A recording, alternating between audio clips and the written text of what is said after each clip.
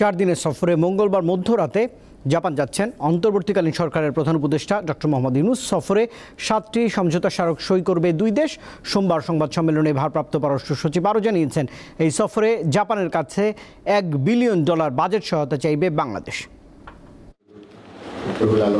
প্রধান উপদেষ্টার জাপান সফরে সই হতে যাওয়া সমঝোতাগুলো হচ্ছে প্রিপেইড গ্যাস মিটার স্থাপনে জাপানের জেবিআইসি ঋণ চুক্তি, ওন্দা ও নাক্সিসের সঙ্গে বাংলাদেশ বিশেষ অর্থনৈতিক অঞ্চলের আলাদা দুটি ভূমি সংক্রান্ত সমঝোতা, ব্যাটারি ও সাইকেল কারখানা স্থাপন নিয়ে বাংলাদেশ বিনিয়োগ উন্নয়ন কর্তৃপক্ষের সঙ্গে সমঝোতা, বিডাতে ওএসএস প্রযুক্তি স্থাপন নিয়ে জাইকার সঙ্গে সমঝোতা এবং দক্ষতা ও ভাষা উন্নয়নে মানব সম্পদ বিষয়ক বিএমইটির সঙ্গে আলাদা দুটি সমঝোতা।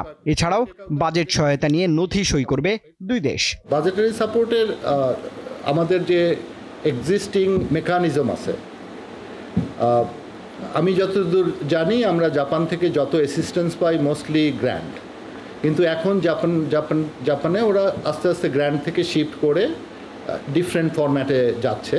ব্রিফিংয়ে ভারপ্রাপ্ত পররাষ্ট্র সচিব জানান, আন্তর্জাতিক বিধি মেনে শেখ হাসিনাকে ফেরানোর সুযোগ আছে। যারা বাংলাদেশের বিরুদ্ধে কোনো কিছু বলছে তাদের বিষয়ে আমাদের অবশ্যই আমরা ভারতীয়দের কাছে জেনারেলি বলছি যে আমাদের তো একটা গুড নেইবারলি রিলেশনশিপের বিষয়ে চিন্তা করলেই আমরা বলতে পারি যে এগুলো তোমরা প্রশ্রয় দিও না। আমাদের এই প্রচেষ্টাটা সবসময়ই আছে। অধ্যাপক ইউনূসের জাপান সফর নিয়ে নিজ দূতাবাসে আয়োজিত ব্রিফিংয়ে ঢাকায় নিযুক্ত জাপানের রাষ্ট্রদূত শিনিচি জানিয়েছেন, রেল ও হাইওয়ে সহ কয়েকটি উন্নয়ন প্রকল্পে বিনিয়োগে আগ্রহী জাপান। সরকার ব্যবস্থা ও অভ্যন্তরীণ অবস্থা যাই হোক না কেন, বাংলাদেশের উন্নয়ন সহযোগিতা অব্যাহত রাখতে চায় জাপান। মাতারবাড়িতে বিদ্যুৎ সহ চলমান সব প্রকল্পও চালু থাকবে। সেই সঙ্গে আঞ্চলিক নিরাপত্তা ও রোহিঙ্গা ইস্যুতে মানবিক সহায়তা অব্যাহত থাকবে জাপানের পক্ষ থেকে।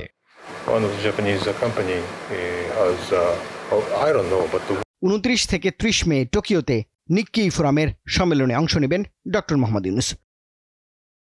রুবায়েত হাসান, দীপ্ত সংবাদ, ঢাকা।